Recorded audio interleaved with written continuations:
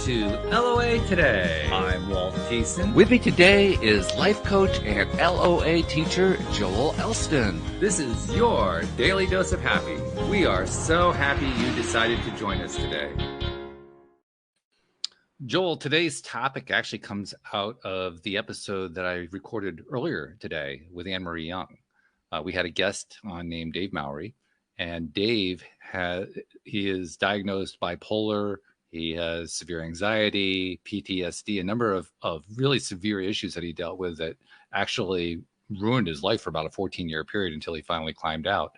But he did climb out with help, with medication, but also with psychiatric help and so forth. And he did it in a really interesting way. He did it with humor. He learned how to find a way to laugh at stuff that he was going through.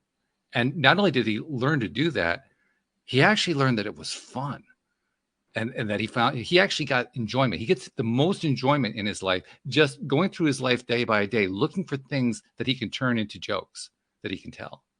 And he's done stand-up comedy. He trains other people with mental illness to do stand-up comedy to help deal with their situations. Wow. A really fascinating interview. So that's kind of what set this up today. Because I said, well, I love, first of all, we were talking about humor. That's always fun. Yes. And I'm thinking, well, geez, how can we turn that into something that Joel and I can talk about? Because you and I, I'm sure we could come up with something that would touch on this. And then I saw a post that you had shared on Facebook about good and evil, and I thought, oh, there we go. Let's tie the two together.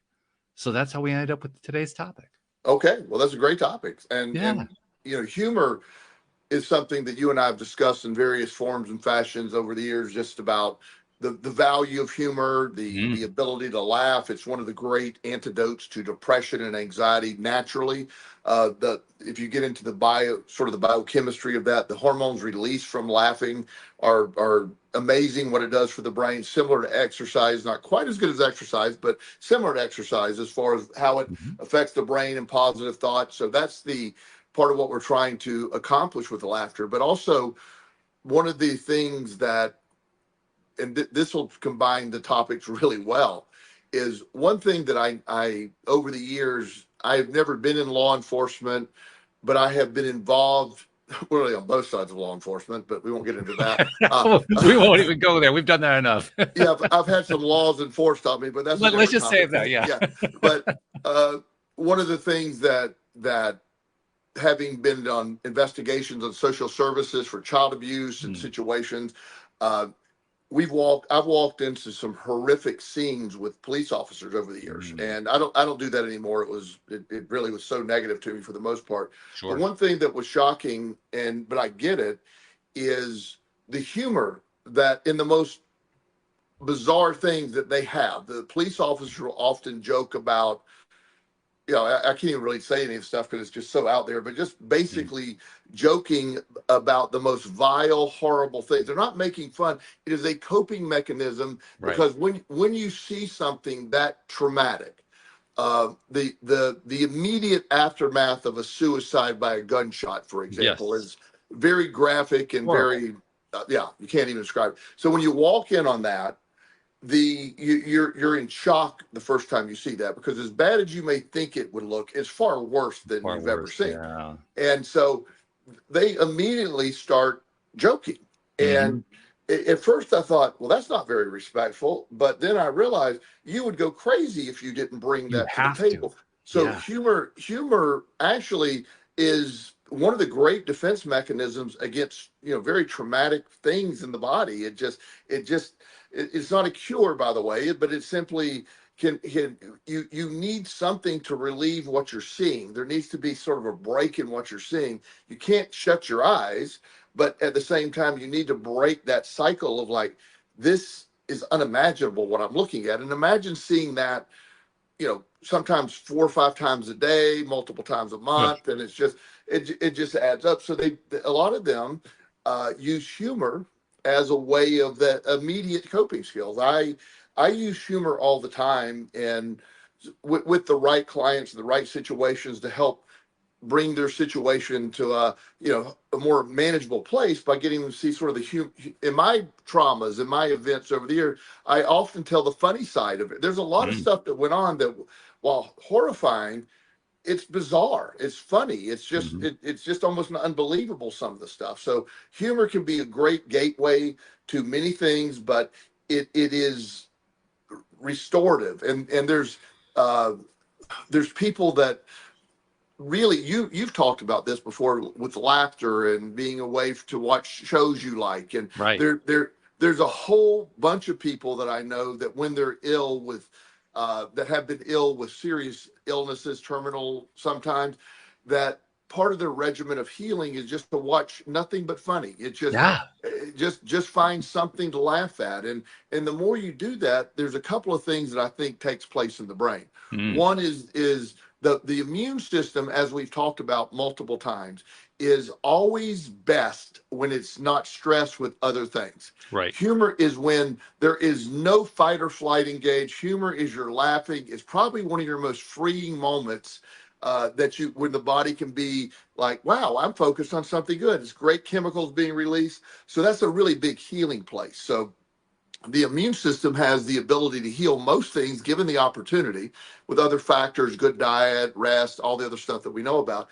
And humor adds that piece. So being able to laugh, being able to use it in a way that lifts other people up, being able to do that is it's an amazing tool. I've loved when I was a few times over the years for various situations, I've ended up in like a kid's cancer center.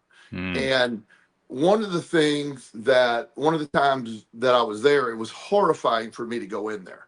I had no idea what was going on. And this kid, I'll never forget this kid. His name is Stephen. He actually got in full recovery. So the story ends really well, but he was horribly ill at the time and didn't know if he was going to live or not.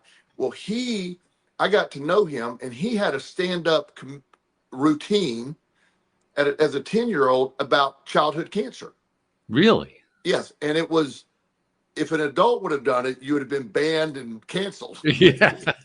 But he was hilarious, and he and the staff used to listen to his stand-up routine. He did his stand-up routine for me, and I'm sitting there going, is it okay for me to laugh? And he goes, that's sort of the point, Joel. You're supposed to laugh here. And so he was hilarious, and he attributes a lot of that to his recovery. He just every day would do a stand-up routine, and he said just the like one of his things. He said, one of his routines, I forget one of the jokes, but it involved a catheter.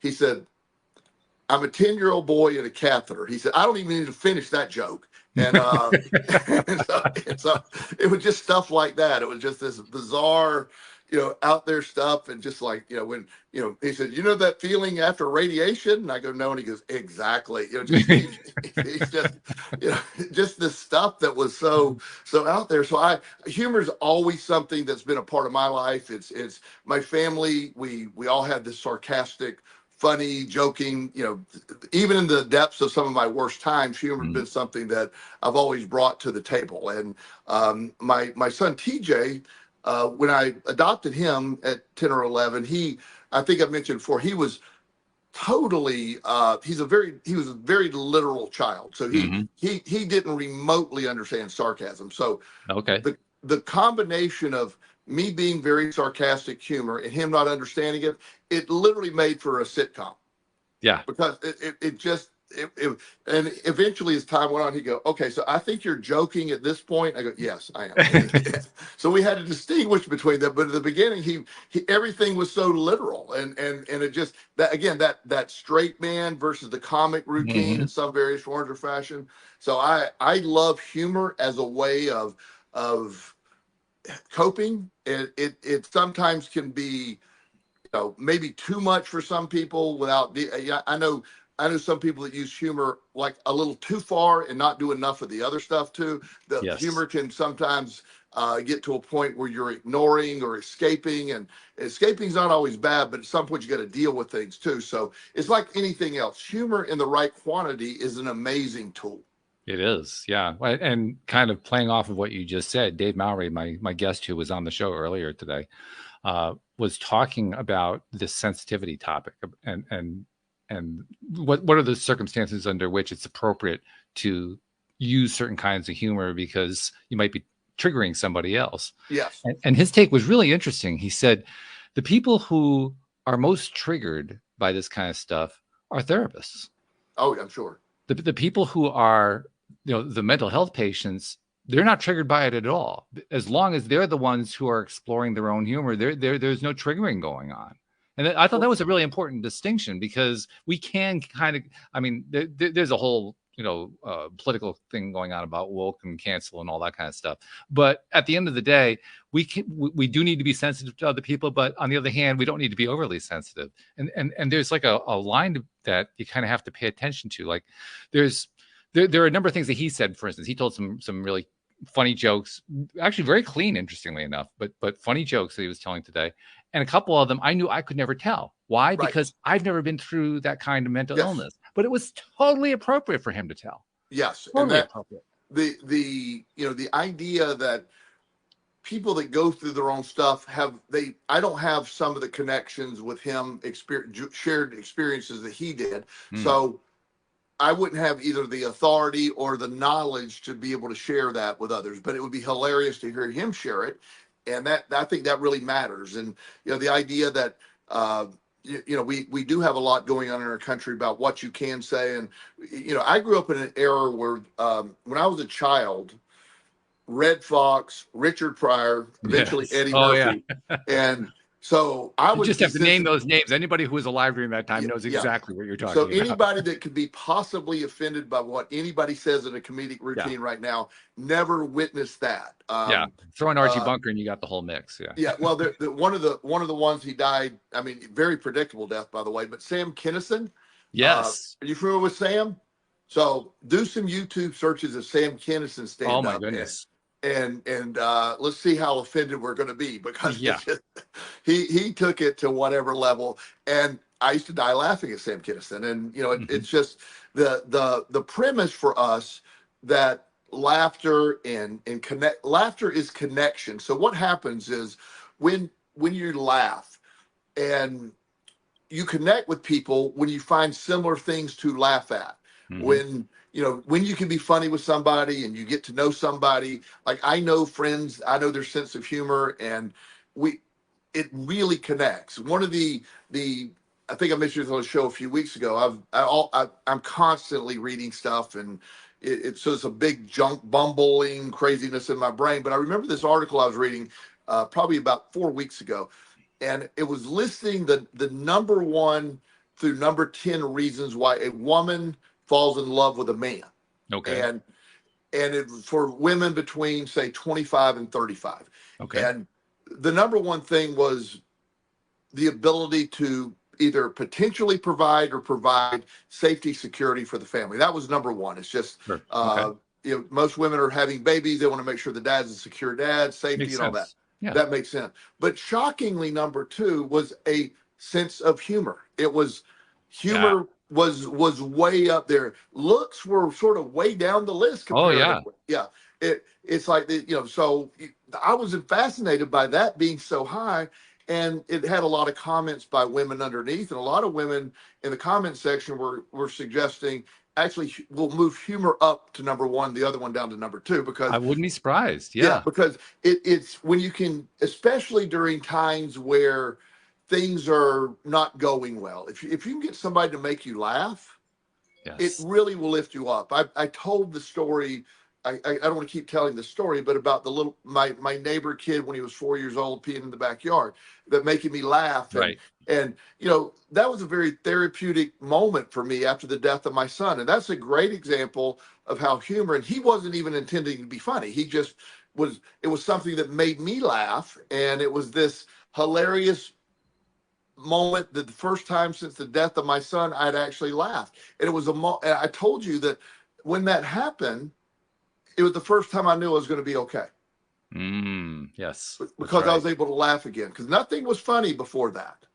Yeah, that's important too, because what you're really saying is that becomes a way to climb out of that hole. Yes. And so it began the upward sort of the upward recovery process of my grieving and getting over it, and just the timing of it. And it was just an amazing moment for me that this bizarre moment took place where had no intention of laughing. I was cooking some salmon on the grill. It was nothing exciting. Mm. And, this happened, and I died laughing, and I came in and I said, I'm going to be okay. I'm going to be okay. Mm. Because it was a real laugh. It wasn't one of my, oh, that's funny. It was really funny. Right. That's a key portion, because what you're really talking about there is the emotional connection that goes along with it. Yes, and the connection between people, and that was a bonding factor. I mean, the young man's 12 now, and we're like great friends, the whole family, and so it was almost, I mean, it really created an incredible friendship amongst us. Just that one meeting. That's great. So humor brings incredible value. It is something that people of all different types of backgrounds, if you can find humor in a commonality, humor sells. Humor unites if you allow it to unite. And that's the key word, allow. Yes. And I want to tie back into the original topic, which was laughter and humor, more precisely, finding something funny in the context of good and evil. Yes. And the reason I wanted to tie it into that is because good and evil is really about judgment. Yes. It's about we tend to be very judgmental as human beings. What we're really doing is we're saying, I don't like this, so I want this to change so that I feel better about it. But nevertheless, whatever the reasoning is, we're still trying to find some way to cast judgment, to cast blame. That's why we're looking at the good and evil picture in the first place. Yes. And in the context of looking at that, that's where we lose our sense of humor. Absolutely. That's why this is kind of they're kind of like two disparate topics, because we don't associate laughter and joking with good and evil, but they almost have to be part of the same conversation. Otherwise, you go too far in one direction or the other. Right. And that's the problem. You with anything, like you're saying, good and evil, the definition of that, if you ask 100 people what evil is and what good is, we may have some common answers, but a lot of it is going to be perspective based, and it will. There'll be a lot of differences in it too. Yeah, a lot of them going to have religious connotations to it, or what that means. A lot of them are going to just be some basics, but there's some basic things I think we can all agree on. This is pretty good, and this is definitely evil kind of stuff for the most part. But within it, that we're good and evil. I know people say, well, you shouldn't joke about that. That's not something that, and I have areas that I don't think you should joke about. I really don't. I think there's areas that, in my mind, and that's just me. I'm not saying everybody else. I won't joke about certain things. I don't find that funny, but certain things funny. But I do know people that, have been through some of those things that can joke themselves, and I have no problem with that. But it's just not something for me. And I think with everything that we do, no matter what, everything is a perspective. Perspective dictates everything. So your perspective of good and evil, or what's funny or what not funny, those are all things that are built on a perspective. So being able to sort of find humor in the worst of times, in my worst of times, and I had some really bad times, my worst of times, I found humor. My best of times, I found humor. And so, the idea that even when I was in jail, I found a ton of humor in jail. Now, it wasn't a lot of people I could share my humor with, but I just found the absurdity of jail hilarious. It's just, it was just this stuff, and it's almost like a sitcom. You're sitting back watching this surreal event. Yeah. 30 guys in this big pod, and definitely different backgrounds, and just watching that those interactions was hilarious. And I can see that. And it wasn't dangerous. I didn't feel it was dangerous or anything. It was just fun to watch all the way people related to each other, and just how you're forced to be together. A great comedy concept is when you force different people into a room together and you see how they react. That's all jail is, in a weird way. I think it's an important thing to point out is that if you were in a fight or flight situation, if you were in a situation where there was imminent danger, that would have been a different scenario. But you weren't in that kind of a situation. No. I was in a county jail, and not that I should give jail lessons to people, but usually usually your county jails are really safe. There's not a lot of violence. They're simple. Uh, Prison is an entirely different concept. Hmm. That's where there's not a lot of going to be. If you're going to laugh, you better laugh internally. You don't need Hmm. to. Yeah. There's a lot of, and that you are in fight or flight often when you're in prison. But county jail, I just call it sort of kindergarten jail. It's not. Yeah. It's the food's ungodly bad, and you're really Hmm. bored. But I never ever felt in danger. Hmm. Yeah, and that's important. Um, One of the reasons I like this topic is that it's actually a conscious reminder to me of something that I do anyway, which is whenever I find myself encountering a question about good and evil, if I can do so, and I usually do either consciously or subconsciously, if I can do so, I try to ask myself what's funny about the situation. Yes. And the reason I do that is if I can't find something funny about it, that's a clue to me. It's a clue to me that I'm taking it too seriously, Yes. that there's something in it that I am really attached to, that until I find a way to let go of it, it's going to haunt me.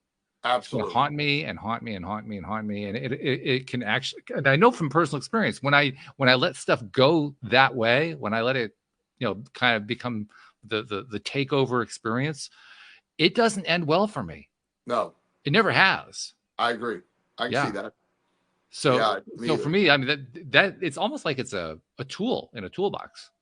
It's It, it's it, it, it's a way to just say to myself, how am I doing with this thing that because and of course, anytime we're talking about good and evil, we're talking about real life situations that have some serious consequences and so forth. So how am I doing with this emotionally? What is my emotional response going on there? If I can remember to ask myself that, I can always find perspective on it. and that's it. And it when you, in a sense, we talked about the emotional guidance scale the last time we had a show a couple Mm-hmm. weeks ago, and in a sense, you're looking at the humor guidance scale. Where is the Yeah. humor in this event? And if I can find the humor, and if there's no humor there, then you know what that means too. Mm. There's been a moment in, like again with the death of my son, I've just never found any humor in that whatsoever. Sure.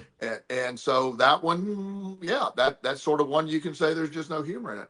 But what is interesting with the death of my son, what I did find myself thinking about a lot was all the humorous interactions him and I had. Ah.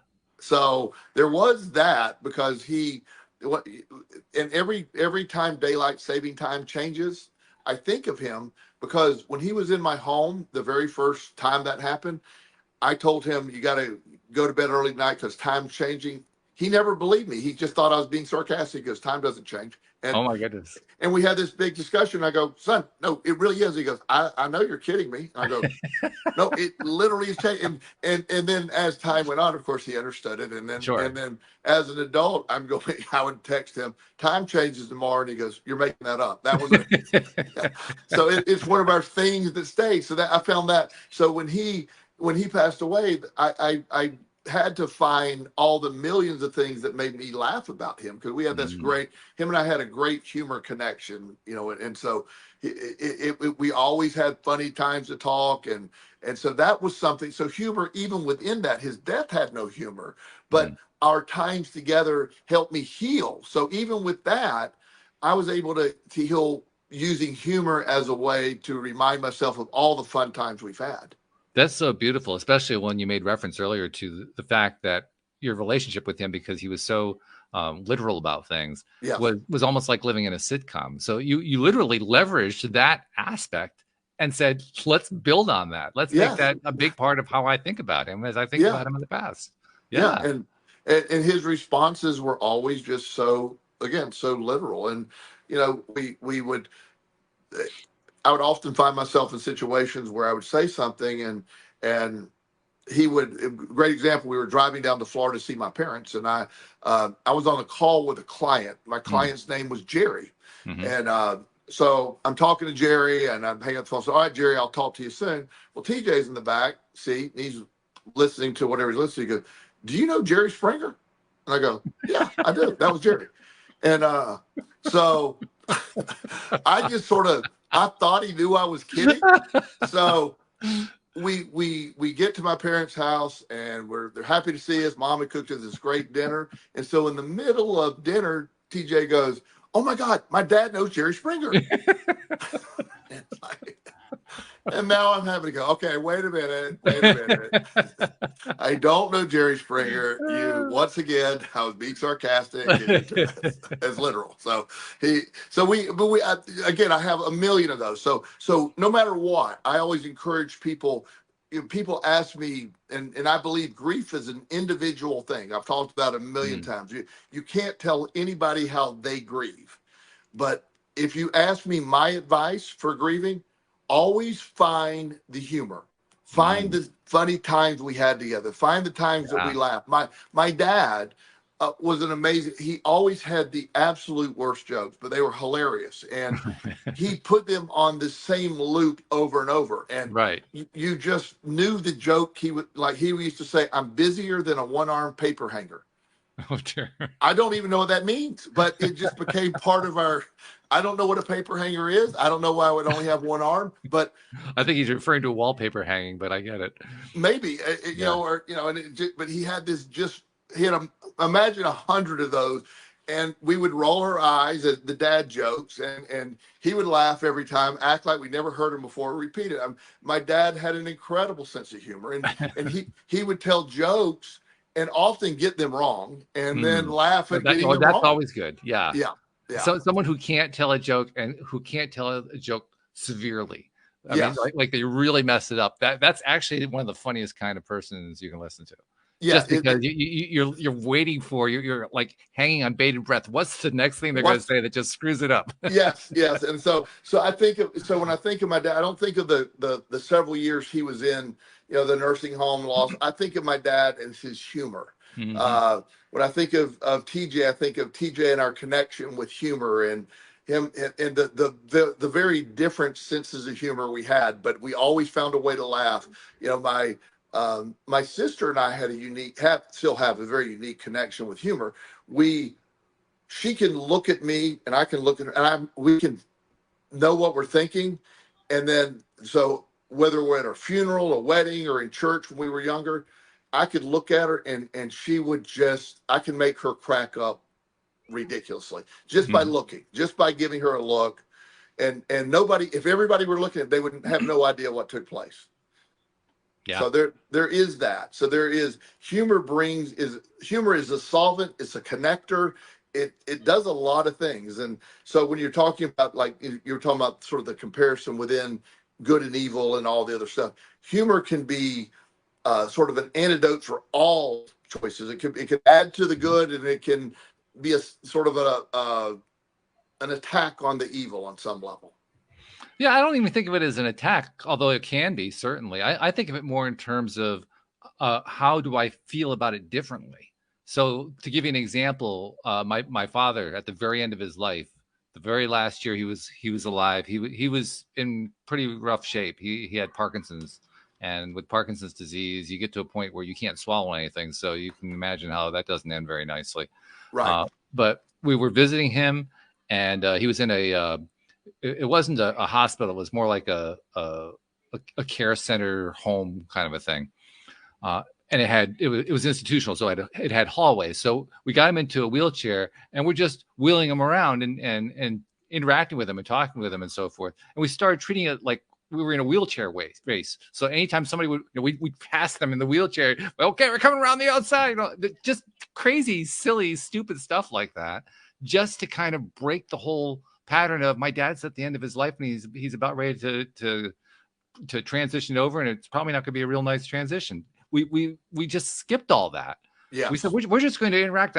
We're having fun with this stupid damn wheelchair race against nobody. There was nobody else in the race. Yeah, but that's the stuff I love. That's exactly right. Yeah, I think one of the great benefits of that is that it changes the way you think about something. So it really does. I'm describing for our audience what my dad went through, but I don't really think of him that way. No, I don't think of him going through all that. I think of him as the man that I knew, as the man who I loved, and all that. If I were stuck on what was evil about that situation, because that's where the good and evil part would come into that. If I was stuck on the evil of how he was literally being denied certain medical treatments because of the political climate going on at the time, and I could have gotten really upset about that. But I took that off my radar by Yes. finding a humorous way to look at the situation and saying, you know what, I'm not going to focus there. I'm going to focus on this other part because this is my dad. This isn't some statistic. This isn't some political battle. This isn't some medical contest going on or anything like that. This is just my dad. I'm just Yes. interacting with my dad. So I'm going to look at it that way. And Yes. that Right. made all the difference. Yes. And it's being able to use it in that way is absolutely the way to sort of, it could be a filter. It can smooth things out when you look at the humor of everything. The process that we're all going to, at some point we're all going to die. This physical body will come to an end. We've pretty much established that. We pretty much established that. There's a joke right there. Yeah, I mean, the jury's still out. I'm still working on that concept. So, I mean, I'm not sure I am, but I am beginning to get the evidence. The research is kind of pointing in that direction. That's what you're saying? Yeah, okay. But the main important thing for me is the people around me. And not that I'm worried about how people will remember me, but my ultimate hope is however that goes, whether it's tomorrow or 30 years from now, I would love to just people to say he was a weird dude. He loved to laugh about the stuff he was into. I just would love for there to be a smile on their face just because of random stuff, and that's what I hope my memory is. I hope that's what is left. You could focus on some of the bad things I've been through, or some of the bad things I've done, or you can focus on what's happened since, or how I view it now, because that's all this is. Where this experience of life, and when you discover the ability to, number one, not take yourself so seriously. That's a big thing. When you can sort of laugh at the absurdity of, the absurdity of me gambling, the absurdity, all the stuff that took place. I could just do hours of stuff about all the funny stuff that took place during gambling, just the absurd thinking and the surreal behavior of people in Las Vegas. It was just wild. Yeah. Yeah. Yeah, you want to find surreal behavior. That's a good place to look for it. It really is. It really is, and it just just people's perspective, and in life when you walk around, there's people that you almost want to shake them and go, "Can you smile? Can you laugh? Is there anything? Is there something we can pull? And again, what happens? One of the problems when I recommended to this a gentleman, he was, I don't know, 67 years old, which isn't old, but he had lost his wife, and he thought of himself as very old. He thought of himself as he lived in a nice home, and he didn't say isolated because I'm very lonely, and he had this narrative. And so as we were working on his sort of life coaching plan, he everything I would say, well, do you like this? No. Do you like this? No. I said, okay. So clearly you don't like anything, and wow. and so he clearly was shut down to really most concepts. Yeah. So I'm like, do you find anything funny? And so I just started with that, and he goes, oh, it's been 20 years since I really laughed. And I said, well, what did you last? Yeah. What did you last laugh at? And I forget what it was. Oh, the movie Airplane, of all things. The movie Airplane. Yeah, okay. Boy, that's an old one. Yeah, that is an old one. So that shows you how long ago he laughed. And so, yeah, right. So I said, well, you like that kind of ridiculous humor. So, I said, go watch the movie again. I don't think it'll work. So I finally coaxed him into watching that. And then the various things and some of the stand-up comedians, and then he became more and more open to it. And there's a comedy club here in Richmond. I don't know if it's still here or not, but he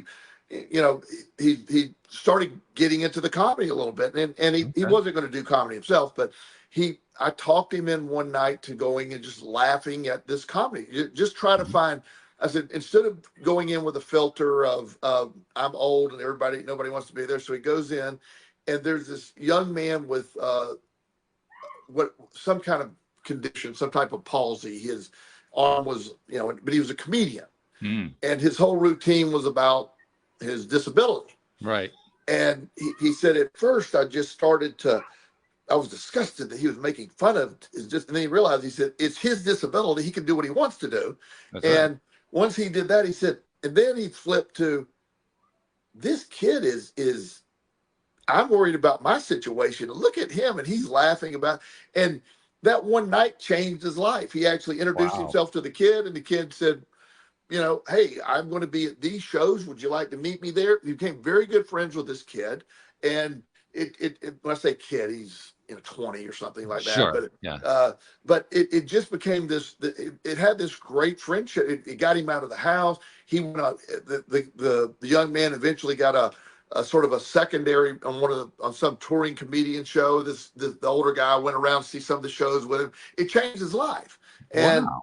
and it was just this idea that, and he said I never would have thought about that. But he said, it was that moment when he said, I realized I was just disgusted with what that kid was saying. And then I realized, man, I am looking at this all wrong. If he can laugh Yeah. at this, I gotta rethink everything. And it just changed instantly for him. That's a great breakthrough, because I mean, I'm a 67-year-old man, and I understand how it's very easy to slide into that, especially Yes. as you get up there in years. It is very easy to slide into it. I've had to Yes. guard against it a few times. So I can see how you could do that. And when you were describing how he hadn't laughed in 20 years, I was thinking, oh my God, he fell all the way. He's all the way in it. And I was like, how do you climb out of that at that point? Well, you found the way. You did it through humor, the very thing we're talking about today. Well, I mean, that's great. and that's the thing. So when you for me, laughing after TJ died was a signal. For him, laughing made him realize I can still laugh. And and he started talking about, when his wife passed away, she had a very long illness. And so he was around the evil of all that for a long time, that Yeah. feeling that uh he never thought her care was appropriate. The doctors Mhm. didn't do a good job in his. So everything was just this negative. And he had, after she passed away, he just went home to die, sort of, in his mind, Mm. and he just kept living, and he just. But once he broke out of that, he, wanted to. It's been a few years. I haven't talked to him in a long time. I'm sure he's fine, because he was just, everything was. It just started back up. At one time, he was talking about going back to work or starting a new company. Just time to, he's I'm not going to. He sold his house. That was another good thing. He sold the house Okay. and got something new. But the premise that we're looking for whatever jump starts our soul. Mm. Sometimes when you need your soul jump started, and for me, laughter is one of the easiest things to find and one of the quickest ways to jump start it. Because if you think about it, if you can laugh about something, you're going to be okay. You're the Yeah. body's saying, Well, yeah, I that think was I'm the lesson of the kid peeing in the backyard. I mean, you yeah. realized at that point you were going to be okay. Yeah, and it was just this whole, as everything unfolded, it was a gift. I was like, okay, and now, and by the way, the period of time from when TJ passed away until this kid made me laugh is probably about 6 months, really, Oh, five or wow. six months, Okay. yeah. And I was going to work every day, and I was people didn't know. I mean, I was doing my normal routine. I was, quote unquote, laughing at work or whatever, but it was not real. It was just the You were sort of pushing it. my, I was doing the role of Joel, the life coach, for 6 months. And Mm. I would still go to the gym, but I'd come home at night. I didn't do anything in the evenings. I just sort of hung out, and just didn't think things were to get better. And then the epiphany of laughter, the awakening of laughter, followed by it's like, let's go. I put my foot on the gas even more, and and just sort of accepted all that came with that. And it was just it was the single biggest turning point post TJ's death. It was phenomenal that event happened. I'm glad I was able to seize on that. It's such a great story, such a beautiful story for a number of reasons, not the least of which, in the context of our overall topic, the topic of laughter around good and evil. It's a reminder that we don't have to get stuck in the horror of something that happened. It's a reminder that we can actually use humor. We can actually find humor as a way to climb out. That's not the easiest thing to remember, especially if you're depressed, if you're in anxiety, high anxiety or whatever. I mean, it's certainly the situation that my guest earlier today was in. He described it very nicely. I asked him, what's, because I can't imagine really. I mean, I tried, but I can't imagine what it's like to be bipolar. He says, well, bipolar with anxiety, you can kind of think of it this way. Most people, if they had like a bucket that they had certain amounts of anxiety flowing up, maybe they get like half full half the time, and then the bucket empties out. Whereas for him, the bucket was always full, and it was just like one tip away from spilling over every single day of his life. And right. I thought that was a good way of describing it. But when you think about what that must be like to live like that, it's going to be hard to find humor. It's going to be a real challenge because you're so focused on this really horrible stuff that's going on. I mean, that feels like a pure evil situation. So yes. When he found it, and I asked him, how did you do that? How did you find it? He says, I'm not really sure how I found it.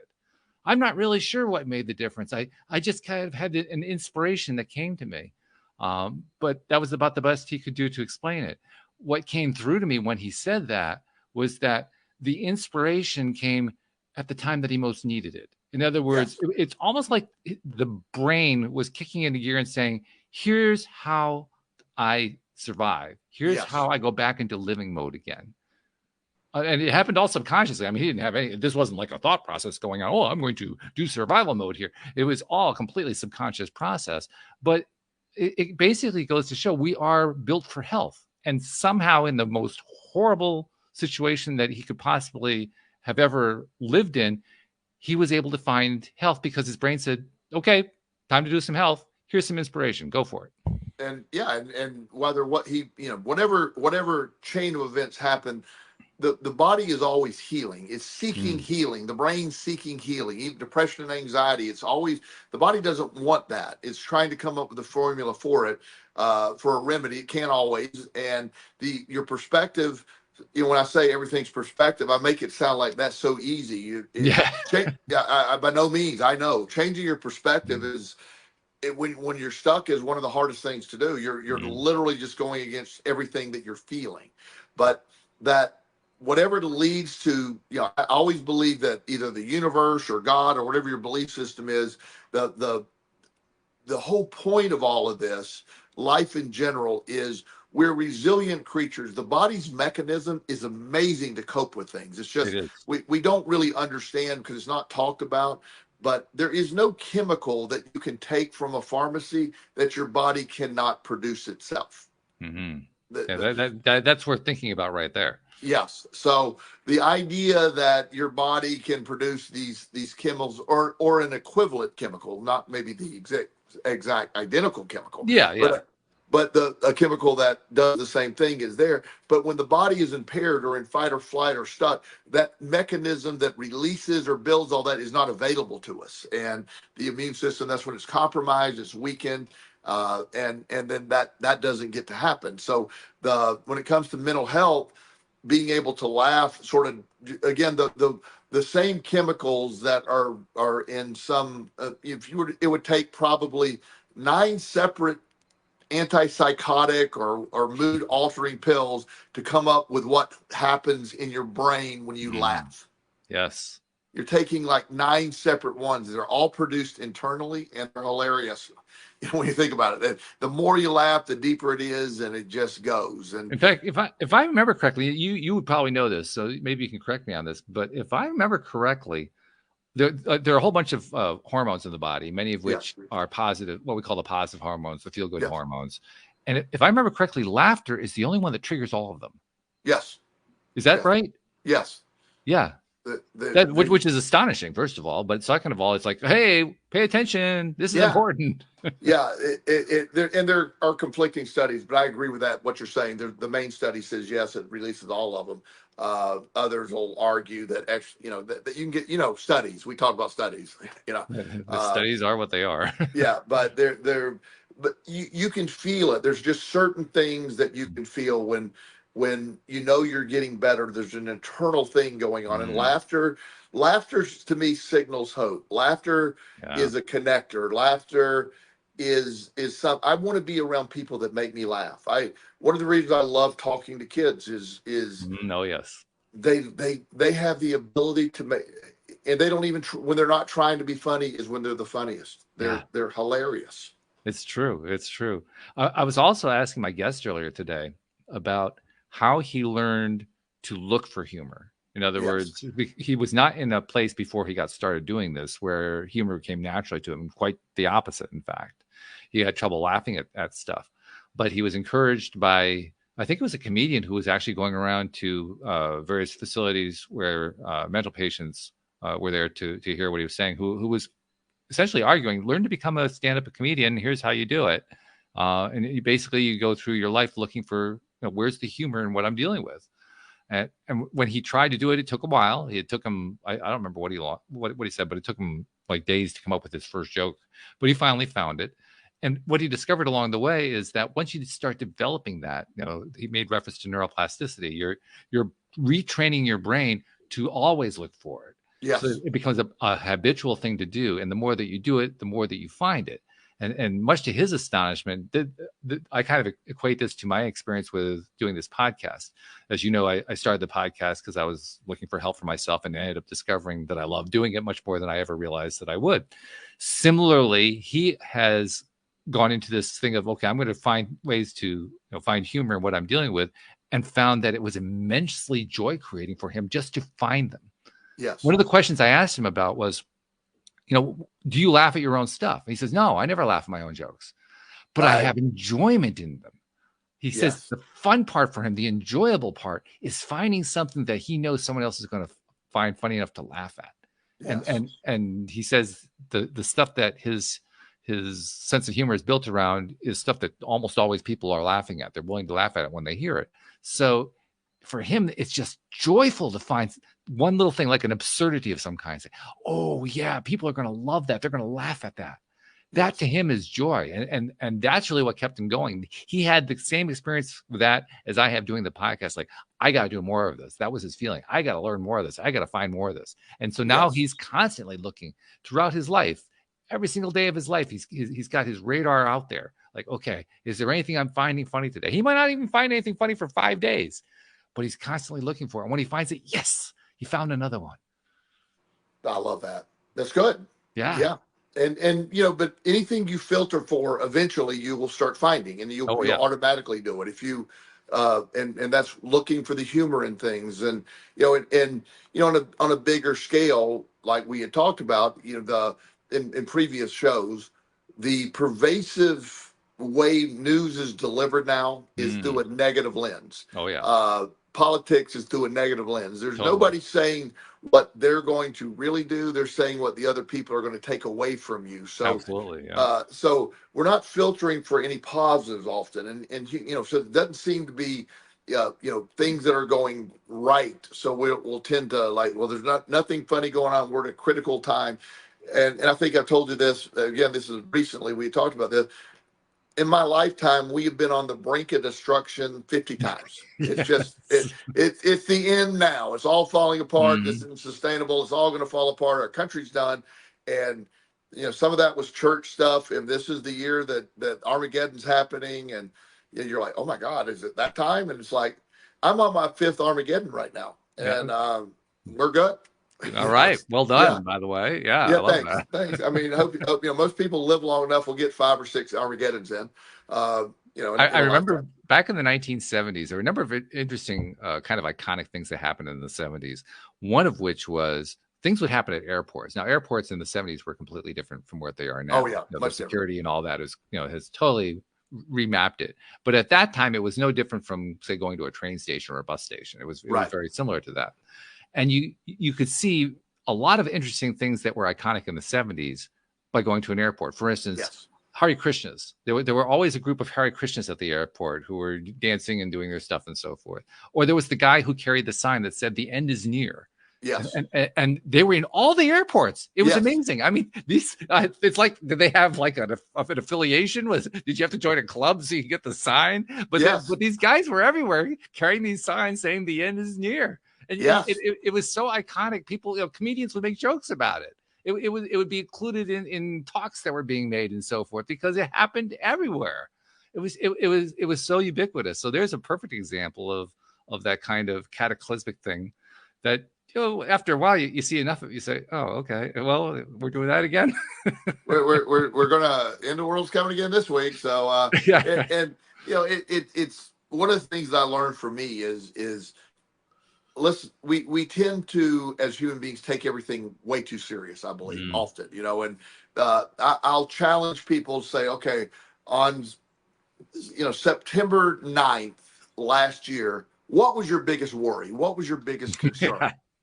Yeah. What was haunting you that day? And you might have some nebulous belief, but I promise you're not remembering the You same. not remember the exact one, Yeah, no. yeah. And what is the last thing that happened that you didn't survive? You've survived it all. I mean, I it's just, survived all of them, right? yeah. And so when you start to realize, and I'm not talking, I mean, I take my job very seriously. I do. Mhm. I'm very serious about my job, but part of what I have to understand is helping people realize we're incredibly resilient creatures, and we We have are. all these mechanisms within us that we don't realize they're assets. And humor is one of the greatest assets available to us for many things. And like I said, it's a great connector for some people. And you when you one of the things I do when I give a big talk, the first time I was giving a big talk in front of 5,000 people.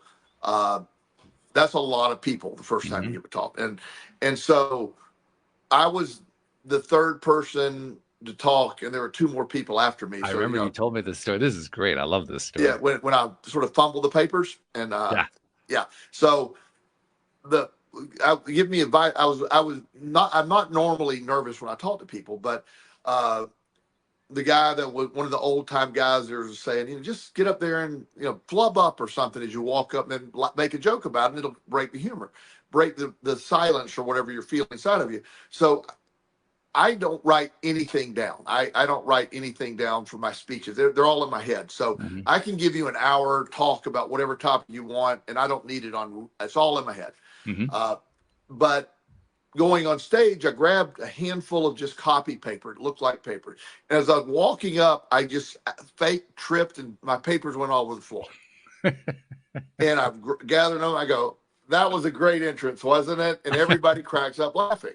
And to me, I needed that to happen. And a lot Mm. of people didn't realize that was staged, by the way. Yeah. And but it was just something. And then once I got up there, then they calmed down, and afterwards, everybody's like, "Man, when you dropped the paper," I was like, felt really embarrassed for you. And I go, and I didn't ever tell anybody. I mean, I tell everybody now, but then I was like, "Yeah, well, whatever." And but I like to break the ice with something like that. Just you get in there, you get them to laugh, and also they're comfortable. There's a little empathy from them. Oh, that Mhm. guy screwed up a little bit, and it was all planned. There was no dropping of. I don't even carry papers, but I did that night. I don't even carry papers, but I did that night. I like that. Yeah, Well, it's a great reminder also that humor is not something that has to be big. It's not something that has to be, super dramatic, carefully thought out. It can be like dumb, little dumb thing. yeah, oh yeah, Dropping papers. I mean, that's about as mundane as it gets, but it yeah, turns into humor because of the context. The context is what made it the humor, actually. oh yeah, If you just drop papers next to an elevator, people say, "Oh, let me help you pick that yeah, up," and it was, no big deal. yeah. But everybody knew that you were giving a talk, and the instant thought that they all had when they saw the papers on the floor was, "Oh my God, he just Oh, lost all poor his guy. notes." He's nervous. He dropped all his papers, and Yeah, if they would have he's looked not at going to the. remember what his speech was all about. Yeah, and and again, there's nothing on the papers. There's just they were Blank blank papers. I just grabbed some blank papers. So it was just this idea of allowing that. And I will with a lot of my clients that are very resistant, especially my younger clients. The stoic 15-year-old who's determined not to say anything. Yeah. If I get him to laugh, it's over. I got him. And you Well, know, you actually provided a good example of that a couple shows back. You talked about, I don't remember who it was exactly, but it was a kid who you couldn't reach under any circumstances, so you started doing your absurd questions. yeah, yeah, Question 146 or something like yeah. that. What's your favorite Beatle? What's your favorite Beatle? Yes. and he broke. I mean, after 100 and something questions, he goes, "Oh my God, dude, what? No." He goes, "This is stupid." Why? And I got him to, he laughed at it. I go, "Is it Japanese Beetle?" That's what most people say. And he goes, I don't know. Yeah, I guess. Or and then once I got him talking, it was fine. We developed a great therapeutic bond, and we met several times after that. It was great. But humor can, because they're walking in thinking it's me against them. They're Yeah. gonna, Oh yeah, you know, sure. and I'm not against them. I want to be on their side, but Right. I got to get them to understand that I am on their side. It's not I'm not here to tell their parents what they're saying. I'm Hmm. here to be your advocate. I'm here to, and humor. All of my clients, I don't ever like to say all of, but most of my clients and I always have some good, fun laughs. I mean, I got a couple of clients that aren't really humorous, and I've learned to just let that go. But the majority of them are, you know, they love to send me jokes. I get funny memes all the time from them, and and people know I like absurd things, so Hmm. they'll send me like absurd things, and it's just, I love that. That's great. Just something that's off the It beaten is. path. It's fabulous. Anything that's absurd. I mean, I was talking about this also with the guest earlier today. Anything that's absurd to me is the best kind of humor, It is. because if it's absurd, it's clean. Yes. If it's absurd, you're not tearing somebody else down. You're Yes. not you're not ragging on somebody in order to get a laugh. You're just dealing with the absurdity of this situation. Yes.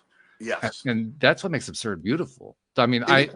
I like when we do these episodes, when we're recording these sessions. Now, I'm not a comedian. I'm not trying to be a funny guy doing this, but I like to insert humor wherever I can. Sure. And it's like I said to Dave earlier, my way of inserting humor is to look for something that we're talking about, and where's the absurd side of it, and then say what that absurd side is.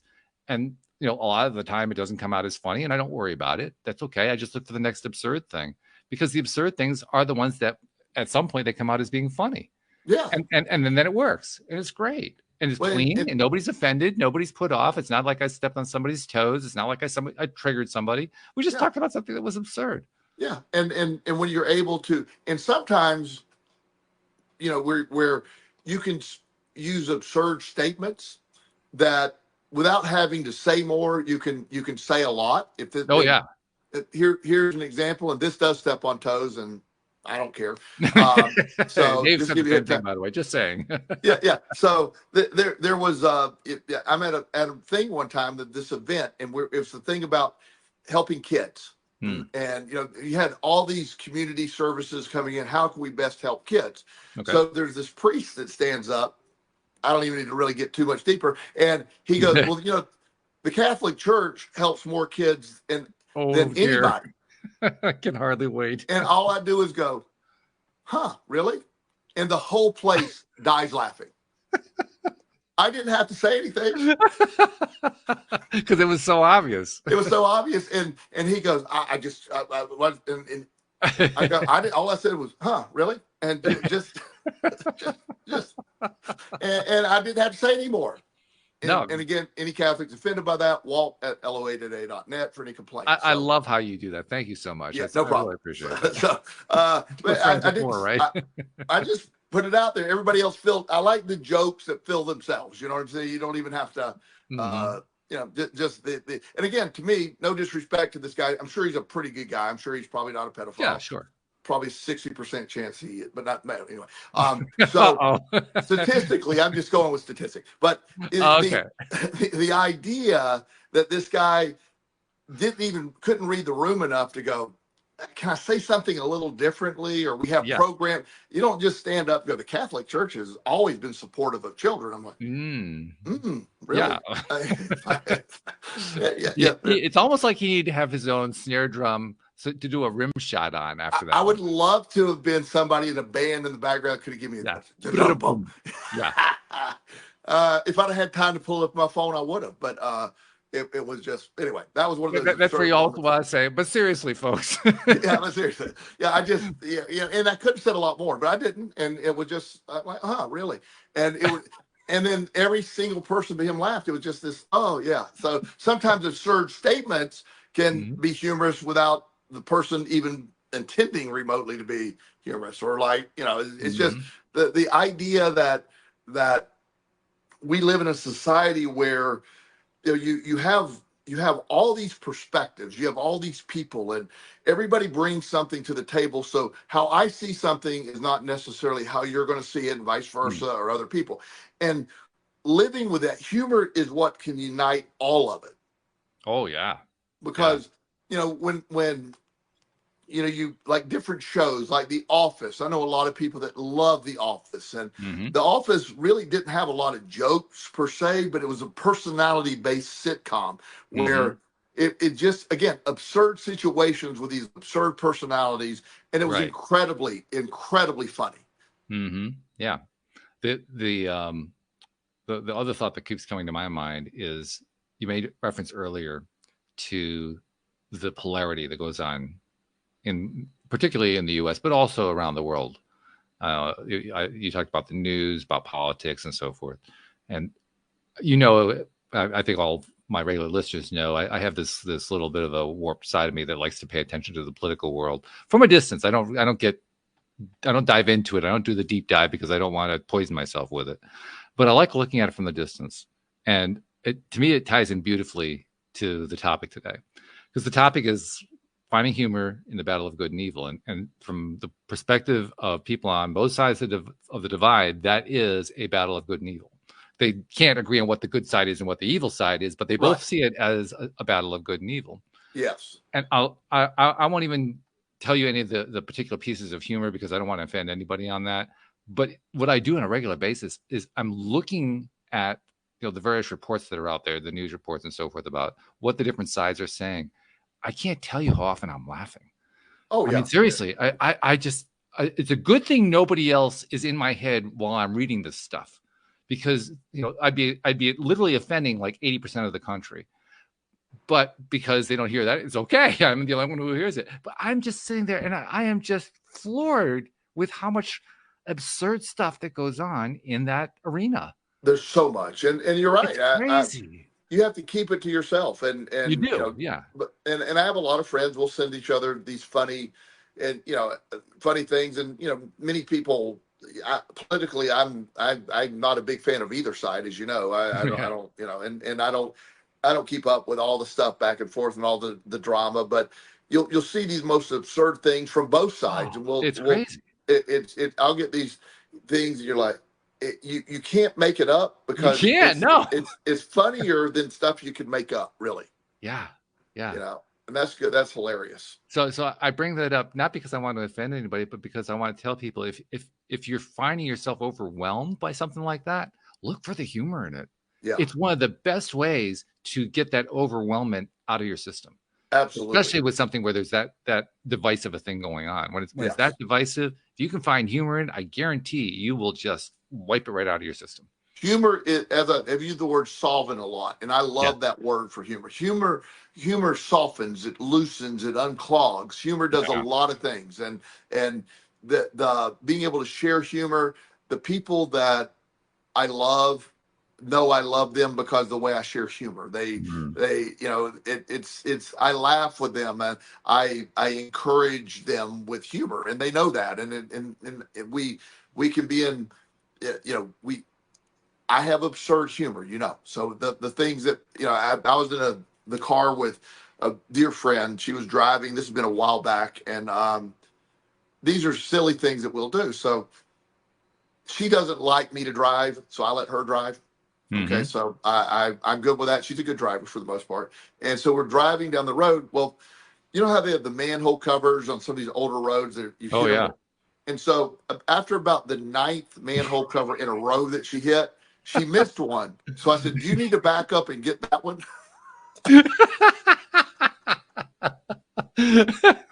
I love that. You missed one. Yeah, you missed one. And so she laughed, and I mean, we do that, and it's just this connection that you have to know somebody for that to be funny. You know what I mean? Yeah. You have to, and it was just it was, and the whole concept that she'd prefer to drive. I get that. I'm actually great because she doesn't mind driving. I don't like driving and where you got to park in rough place. She just will drive anywhere, so it's always cool when we go somewhere. She That's good. drives, but I'll point out like, oh, Bill, we can back up and make it 100%.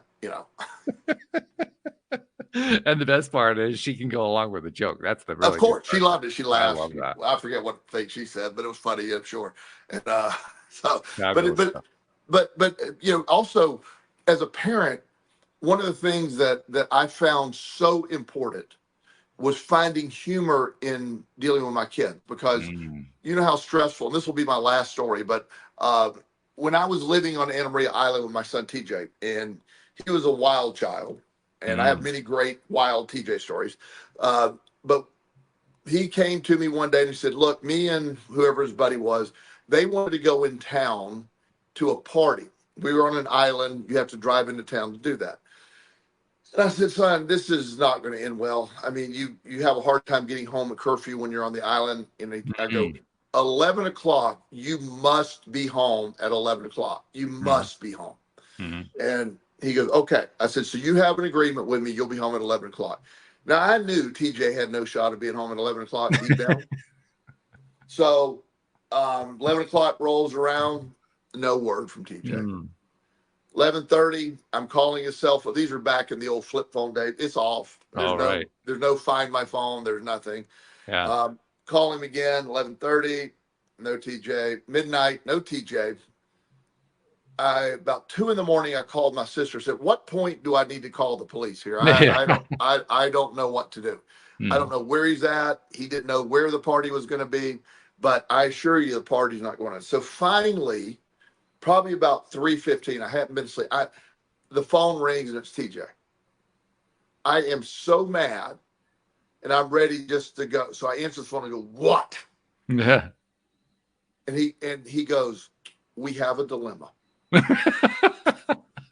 And he just disarmed me. Understatement of the year. Yeah. I laughed. I said, "No, TJ, you have a dilemma." You have a dilemma, yeah. I said, "Where are you at? What happened?" He goes, "Well, there's these two girls." And I said, Stop right there. "Where are you at? I'm coming to get you." And it turns out these girls took him to another party. They promised to bring him back. They left him there, and then we got stuck. And I said, "Did you ever think about calling?" He goes, "I did call." I said, "At 3." But I don't know how intentional that was, but when he started with "We have a dilemma," Mm.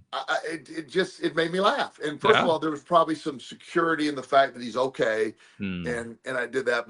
But he didn't start with an excuse. He just said, "We have a dilemma." And I go, "Yeah, we have a dilemma." So I always tell people, if you're parenting, especially often my parenting advice is toward people that are in foster care or adopting children. Mm. You must hone your sense of humor to survive it. Oh, yeah. There's a lot going on, and if you don't realize there's going to be a lot of humor, and you got to be able to look at the absurdity of it all, because it can be very stressful, and humor can help you see it much differently.